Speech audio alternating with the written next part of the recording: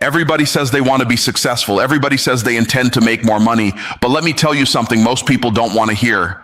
Your bank account doesn't respond to your intentions. It responds to your habits. You don't get paid for what you plan to do. You get paid for what you repeatedly do. If you wake up late, procrastinate, consume more than you create, and avoid uncomfortable conversation, your income will reflect that. Not because you're unlucky, not because the economy is broken, but because your daily disciplines are misaligned with your desired destiny. Success isn't a mystery, it's a pattern. Poor habits compound just like good ones. The only difference? One compounds debt, the other compounds wealth. So the real question isn't, what do you want to earn? The real question is, what are your habits earning for you right now? Because until your habits change, your income won't. Let me slow this down and make it plain. Income follows identity. Most people are trying to increase their income without upgrading their identity. And that is like trying to harvest from a field you never planted. It doesn't work that way. You don't consistently earn beyond who you believe you are. You might do it temporarily. You might have a good month. You might get lucky, but you will always drift back to what feels normal to you. If you see yourself as someone who struggles, you will subconsciously create struggle. If you see yourself as someone who just gets by, you will make just enough to survive, not because you're cursed, not because the system is against you, but because your habits are protecting your identity. Your identity is the thermostat. Your income is the temperature. You can turn the heat up for a moment, but if the thermostat is set low, the room always resets. That's why some people win the lottery and end up broke again. That's why some people get a promotion and somehow end up in more debt. Their identity never changed. Their habits never changed. So their results couldn't stay changed. See, wealthy people don't just make more money. They think differently. They make decisions differently. They respond to pressure differently. And most importantly, they repeat different behaviors daily. A person with a wealthy identity asks better questions. Instead of asking, can I afford this? They ask, how can I afford this? Instead of saying, that's too expensive, they ask, how can I increase my value so this becomes easy? That shift in identity creates different habits. And those habits create different income. You don't get paid for wishing, you get paid for who you are being consistently. If you identify as someone who avoids discomfort, you will avoid sales conversations. If you identify as someone who isn't good with money, you won't study investing. If you identify as someone who isn't a leader, you won't develop communication skills. And then you'll look at your income and wonder why it hasn't changed. But the income is simply confirming the identity. The market pays for value, and value is produced by habits, and habits are driven by identity. So the real work isn't just learning how to make money. The real work is becoming the type of person who naturally makes money. When you see yourself as disciplined, you build disciplined habits. When you see yourself as resourceful, you find solutions. When you see yourself as valuable, you invest in yourself. And when you invest in yourself consistently, your income has no choice but to rise. This is why two people can read the same book, attend the same seminar, hear the same information, and get completely different results. One sees themselves as a consumer of information. The other sees themselves as an implementer. Same content, different identity, different income. You cannot outperform your self-image for long. If deep down you believe wealthy people are greedy, you will sabotage wealth. If deep down you believe success is for other people, you will unconsciously disqualify yourself. Your habits will align with what you truly believe you deserve. And that's the key word, deserve. Most people are not earning what they want. They're earning what they believe they deserve. So the question becomes, who do you believe you are? Because every day, your habits are voting for that version of you. When you wake up early to study instead of scrolling, you're casting a vote for disciplined. When you make the extra call instead of quitting, you're casting a vote for persistent. When you invest in skills instead of entertainment, you're casting a vote for growth. And votes compound. Identity isn't formed in a day, it's formed in patterns. You don't wake up wealthy, you wake up and act wealthy repeatedly. And eventually the bank account catches up. If you want a different income, you must adopt a different identity. Not fake it, not pretend, but deliberately build it through repeated action. Start seeing yourself as an investor, then invest. Start seeing yourself as a leader, then lead. Start seeing yourself as someone who produces value at a high level. Then structure your day around producing value.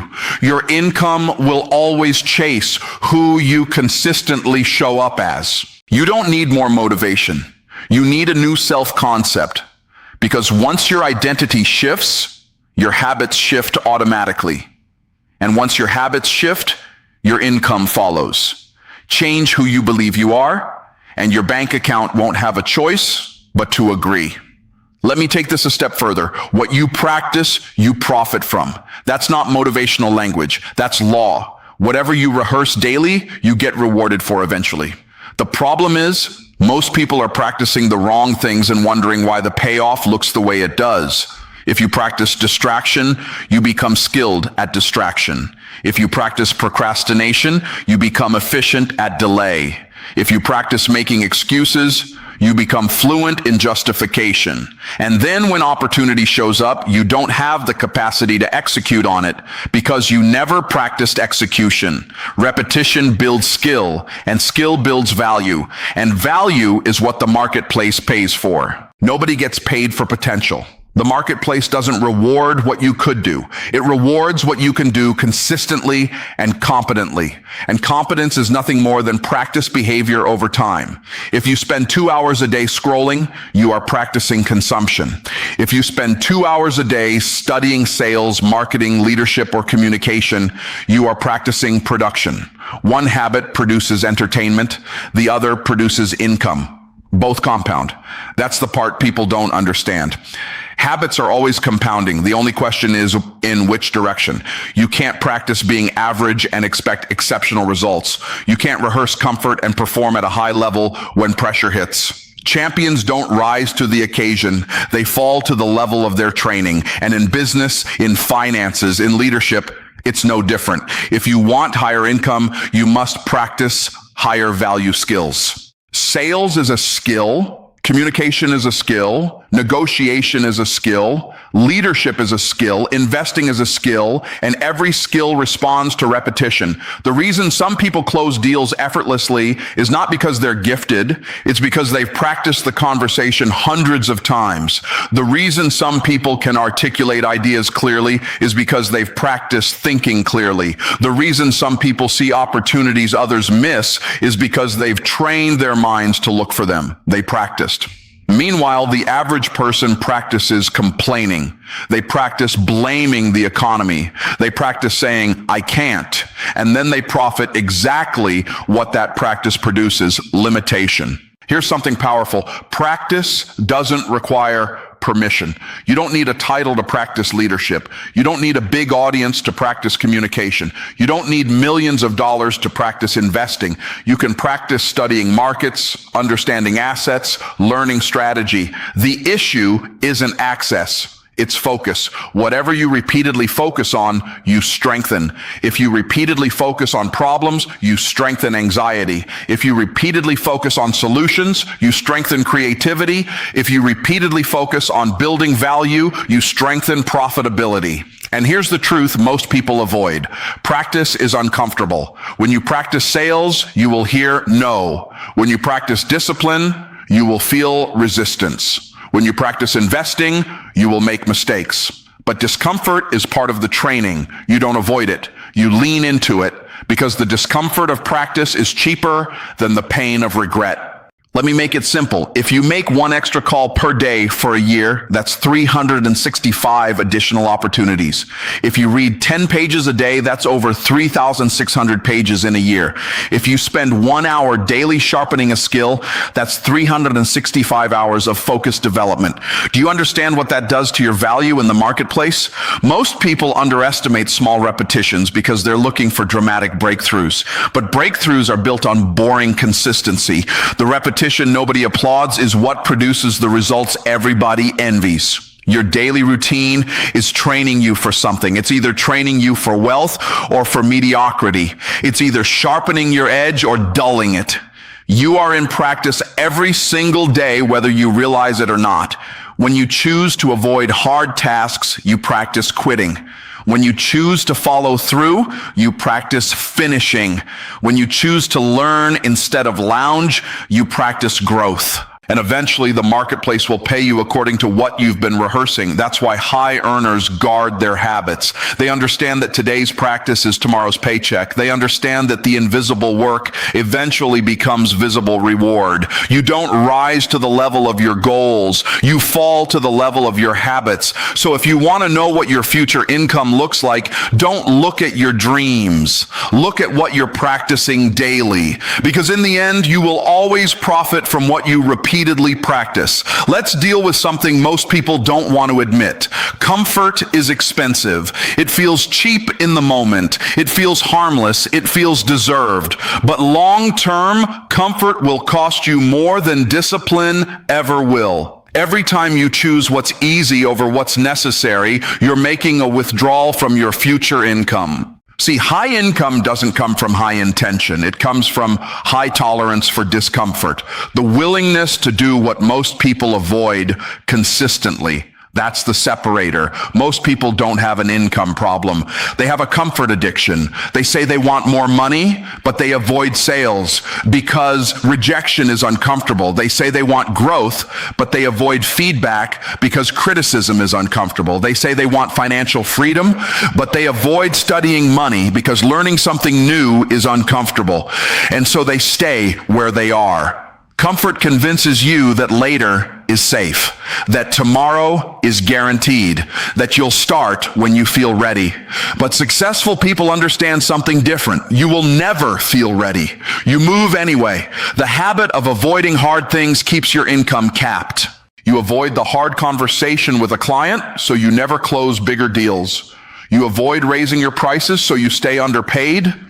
You avoid investing in yourself so your skill level never increases, and then you look at your bank account and call it bad luck. It's not bad luck. It's unmanaged comfort. Growth requires friction. Muscles don't grow without resistance. Businesses don't grow without risk. Income doesn't grow without stretching your capacity. Every new level demands a new version of you. And that version of you is built in uncomfortable moments. The marketplace rewards people who solve problems. And the bigger the problem you can solve, the bigger the paycheck attached to it. But solving bigger problems requires thinking harder, stretching further, and stepping into uncertainty. That's uncomfortable. Low earners organize their lives around avoiding discomfort. High earners organize their lives around pursuing growth. There's a difference. One group asks, how can I stay safe? The other asks, how can I expand? When you choose comfort over growth, you might feel relief today, but you create limitation tomorrow. When you choose growth over comfort, you might feel pressure today, but you create opportunity tomorrow. Let me make it practical. Making sales calls is uncomfortable, but no calls means no clients. No clients means no revenue. Studying your craft after work is uncomfortable, but without mastery, your value remains average. Investing your money instead of spending it on temporary pleasures is uncomfortable, but without assets, you stay dependent on effort. Comfort keeps you reacting. Growth positions you to lead. And here's the dangerous part about comfort. It disguises itself as balance. It tells you you've done enough. It tells you to relax when you should be refining. It tells you you deserve a break when you haven't yet earned momentum. Now hear me clearly, rest is necessary, but there's a difference between strategic rest and habitual avoidance. One restores you, the other restrains you. High earners do what low earners avoid, and they do it repeatedly. They make the extra call. They ask the extra question. They study a little longer. They invest before they feel confident. They move before they feel ready. Not because they enjoy discomfort, but because they understand the cost of staying the same. Every level of income has a discomfort threshold attached to it. If you can't handle rejection, you'll avoid sales. If you can't handle responsibility, you'll avoid leadership. If you can't handle uncertainty, you'll avoid entrepreneurship. And the moment you avoid those things, you avoid the income that comes with them. You cannot grow your income without growing your tolerance for pressure. Pressure refines you. Pressure reveals you.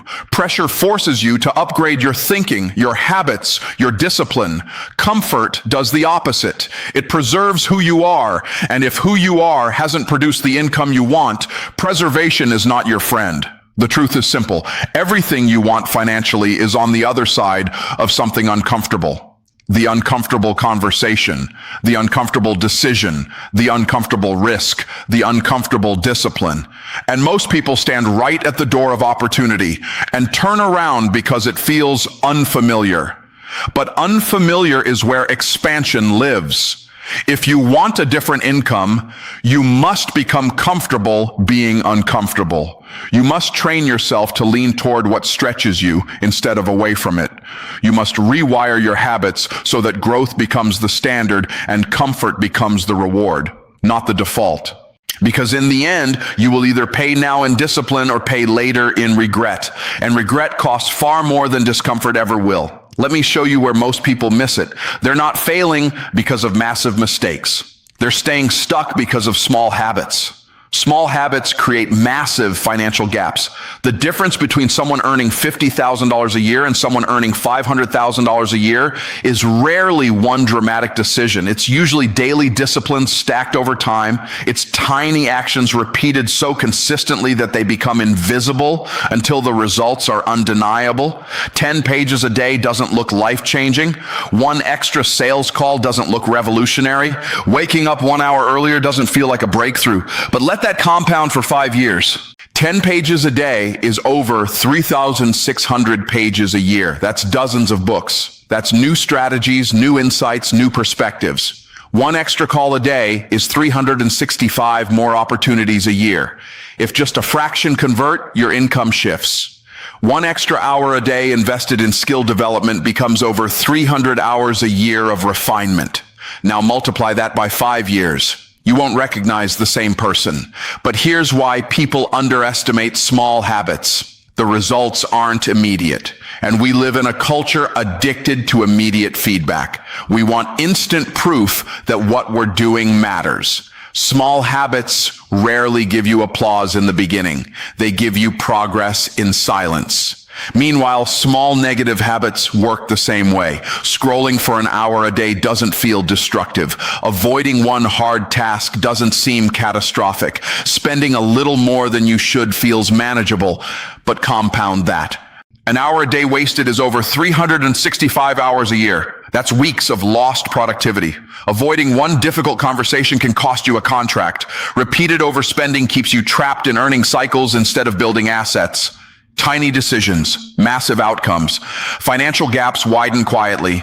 Two people can start in the same place with the same education, same environment, same opportunity. One chooses small disciplines daily. The other chooses small comforts daily.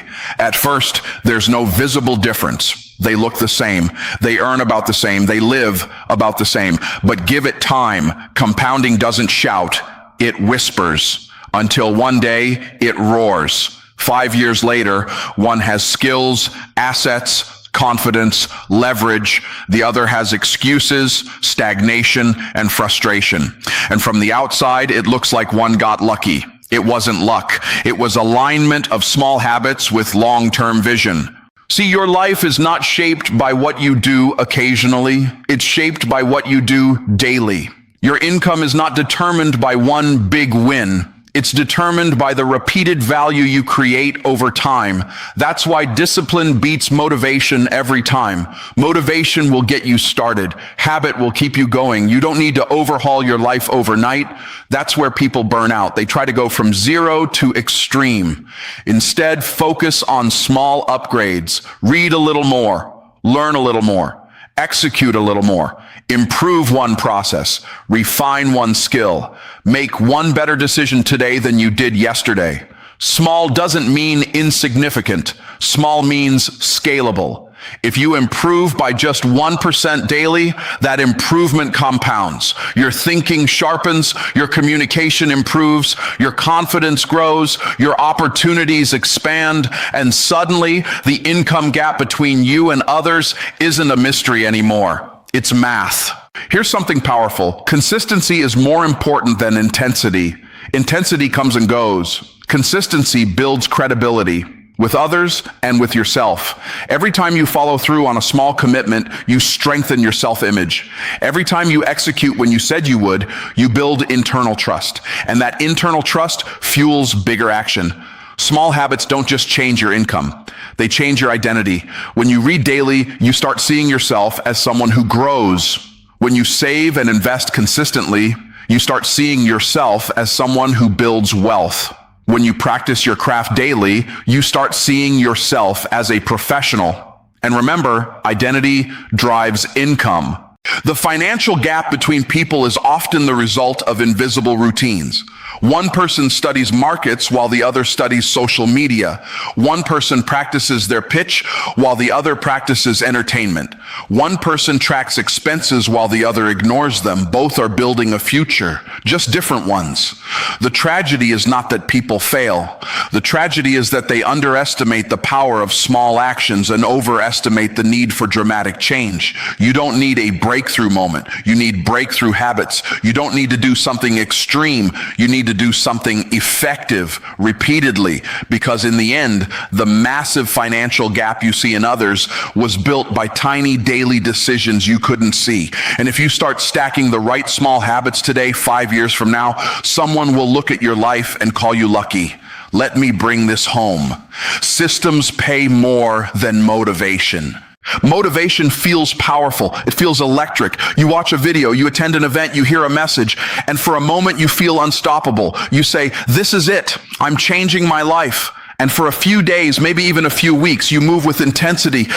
But then life happens. You get tired, you get distracted, you get discouraged. And if your success depends on how you feel, your income will fluctuate with your emotions. That's why motivation alone will never build wealth. It can start the engine, but it cannot steer the vehicle. Systems are what sustain success. A system is something you do whether you feel like it or not. A system removes the negotiation with your emotions.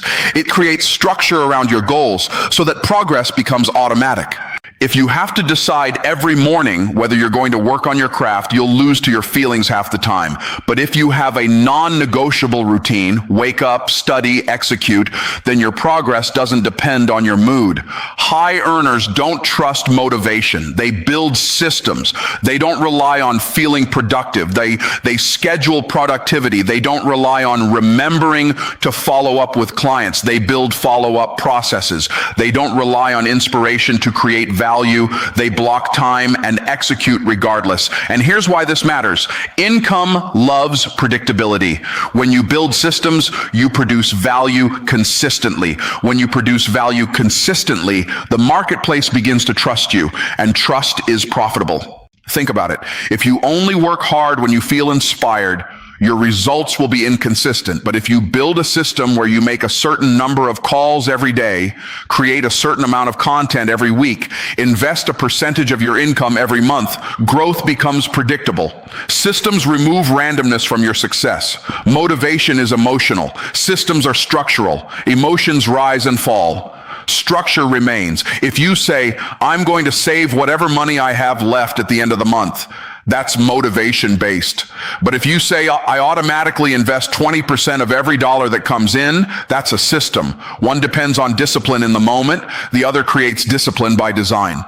If you say, I'll work on my business when I have time, that's emotion driven. But if you schedule 2 hours daily for focused execution, that's structural. The difference between average earners and high earners is not intelligence. It's infrastructure. High earners build routines that make winning normal. They design environments that reduce temptation. They track metrics so they can measure progress. They automate what can be automated. They eliminate decisions that drain energy, because every decision costs mental bandwidth. If you spend your day deciding whether or not to do what you already know you should do, you waste power. Systems conserve that power. They turn good decisions into defaults. And here's the powerful part. Once a system is built, it works even when you don't feel strong. On your worst day, the system still runs. You might not feel confident, but the calls still get made. You might not feel creative, but the work block still happens. You might not feel disciplined, but the automatic investment still goes through. That's how income stabilizes. That's how it scales. Most people are trying to increase income with occasional effort, but wealth responds to consistent input. And consistency is easier when the behavior is baked into a system. Let me make it simple. If you want predictable income, build predictable habits. If you want scalable income, build scalable systems. If you want freedom, build structure first. Structure creates freedom, not the other way around. When your habits are automated, your mind is freed up for higher level thinking. When your finances are systemized, you stop living in survival mode. When your business has processes, you stop depending solely on willpower. And over time, those systems compound just like habits do. Motivation may get you excited. Systems get you paid. So stop asking yourself, how can I stay inspired? Start asking, what structure can I build so success becomes inevitable? Because when you build systems that support your growth, your income no longer depends on how you feel. It depends on how you're built.